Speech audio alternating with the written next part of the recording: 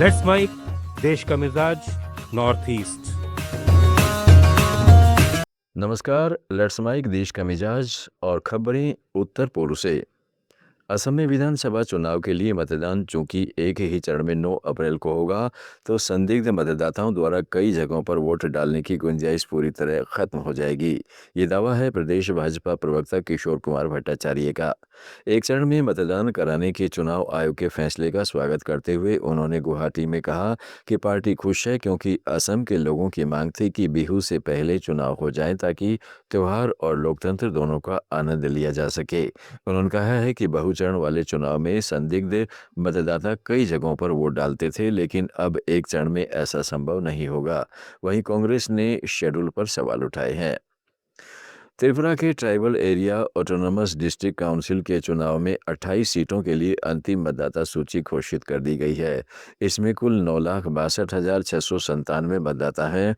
इनमें 4,82,000 पुरुष, 4,80,666 महिलाएं और 6 थर्ड जेंडर मतदाता शामिल हैं। चुनाव आयोग ने धर्मनगर विधानसभा उपचुनाव की तारीख भी घोषित कर दी है, जिस पर मतदान 9 अप्रैल को होगा। ये सीट पूर्व स्पीकर और विधायक बिस्वा बंधु सेन के निधन से खाली हुई थी। मेघालय कैबिनेट ने गारो हिल्स ऑटोनमस डिस्ट्रिक्ट काउंसिल का कार्यकाल 6 महीने बढ़ा दिया है। अब यह काउंसिल 18 अप्रैल से 18 अक्टूबर 2026 तक काम करती रहेगी।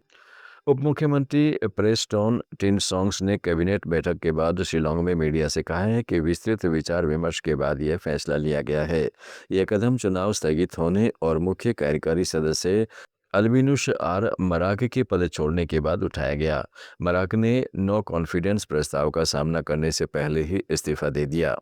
मणिपुर में राज्यसभा सांसद शीलेम्बा सनाजा ओबा ने संसद में केंद्र सरकार के ऐतिहासिक कोई रेंगेई एयरफील्ड को राष्ट्रीय धरोहर घोषित करने की मांग की है।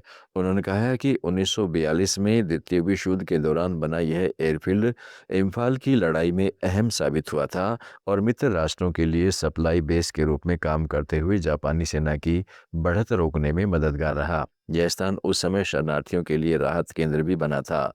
सांसद ने चिंता जताई है कि आज ये ऐतिहासिक स्थल अवैध निर्माण और सैन्य मौजूदगी के कारण धीरे धीरे नष्ट हो रहा है।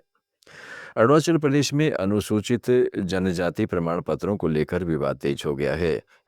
यहाँ indigenous faith and culture society of Arunachal Pradesh ने गैर अरुणाचल एसटी लोगों को जारी किए गए एसटी प्रमाण पत्र रद्द करने की मांग उठाई है। संगठन का कहना है कि इस तरह के मामलों से राज्य की मूल जनजाति आबादी के अधिकार और संवैधानिक संरक्षण पर असर पड़ रहा है। ईटानगर में प्रेस से बातचीत के दौरान समिति के नेताओं ने पूरे राज्य में एसटी प्रमाण पत्रों की व्यापक जांच कराने और फर्जी प्रमाण पत्रों को तुरंत निरस्त करने की अपील की है। संगठन का दावा है कि कुछ बाहरी लोगों और शरणार्थियों को भी गलत तरीके से यह दर्जा दिया गया है। उन्होंने सरकार से सख्त कदम उठाने और निगरानी व्यवस्था मजबूत करने की मांग की है। मिजोरम सरकार ने अपनी यूनिवर्सल हेल्थ केयर योजना का उन्नयन संस्करण MUHCS 2.0 लॉन्च किया है, जिसमें आपातकालीन इलाज के नियमों को और सख्त किया गया है। मुख्यमंत्री लालदू हमा ने आइजोल में लॉन्चिंग समारोह में कहा है कि यह योजना 1 अप्रैल से लागू होगी। इसके तहत गैर एम पैनल अस्पतालों में इलाज अब केवल 3 स्थितियों में होगा: तुरंत ICU भर्ती, जीवन रक्षक सर्जरी और दुर्घटना से जुड़े ऑपरेशन तक सीमित रहेगा। सरकार ने इस योजना के लिए बजट में करीब 130 करोड़ रुपए आवंटित किए हैं। साथ ही कर्मचारियों के योगदान और एशियन डेवलपमेंट बैंक से लिए गए कर्ज से इसे वित्तीय समर्थन मिलेगा।